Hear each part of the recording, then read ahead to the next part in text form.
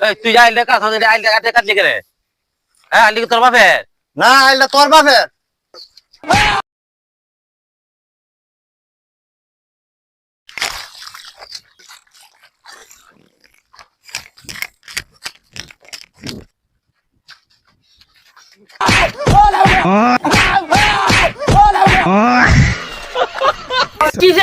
কিসে এই তুই মাত পরে শুনে যাইছ?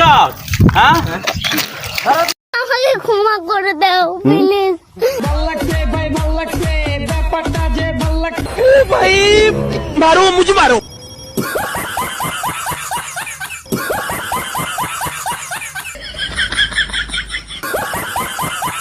আরে বাসায় যারা মারি গেল মাছটা নিজে হ্যাঁ সুন্দর মিলে থাকে একটা